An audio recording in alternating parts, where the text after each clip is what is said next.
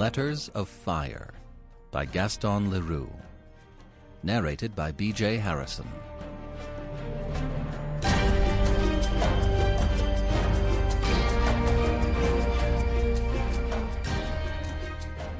We had been out hunting wild boars all day when we were suddenly overtaken by a violent storm, which compelled us to seek refuge in a deep cavern. It was Makoko, our guide, who took upon himself to give utterance to the thought which haunted the minds of the four of us who had sought safety from the fury of the tempest: Mathis, Alan, Makoko, and myself. "If the gentleman who lives in yonder house, which is said to be haunted by the devil, does not grant us shelter of his roof tonight, we shall be compelled to sleep here." Hardly had he uttered the words when a strange figure appeared at the entrance to the cavern. "It is he!" exclaimed Makoko, grasping my arm. I stared at the stranger. He was tall, lanky, of bony frame, and melancholy aspect. Unconscious of our presence, he stood leaning on his fowling piece at the entrance of the cavern, showing a strong aquiline nose, a thin mustache, a stern mouth, and lackluster eyes. He was bareheaded.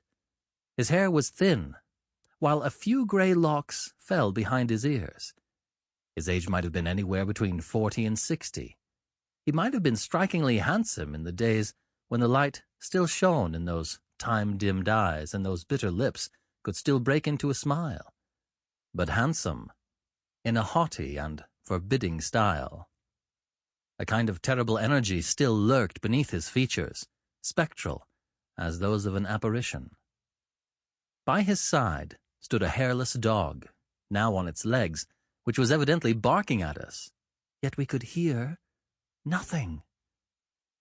The dog, it was plain, was dumb, and barked at us in silence. Suddenly the man turned towards us, and said in a voice of the most exquisite politeness, "Gentlemen, it is out of the question for you to return to La Chaux-de-Fonds tonight. Permit me to offer you my hospitality." Then, bending over his dog, he said, "Stop barking, mister." The dog closed his jaws at once. Makoko emitted a grunt. During the 5 hours that we had been enjoying the chase, Mathis and Makoko had told Alan and myself, who were strangers to the district, some strange and startling stories about our host, whom they represented as having had, like Faust, dealings with the evil spirit. It was not without some trepidation, therefore, that we all moved out of the cavern. "Gentlemen," said the stranger with a melancholy smile, "it is many a long year since my door was thrown open to visitors. I am not fond of society. But I must tell you that one night, 6 months ago, a youth who had lost his way came and knocked at that door, and begged for shelter till the morning. I refused him his request. Next day, a body was found at the bottom of the big marl pit, a body partly devoured by wolves." "Why, that must have been Petit Leduc!" cried Makoko. "So you were heartless enough to turn the poor lad away, at night and in the midst of winter. You are his murderer." "Truly spoken," replied the man simply. "It was I who killed him. And now you see, gentlemen, that the incident has rendered me hospitable." "Would you tell us why you drove him from your door?" growled Makoko.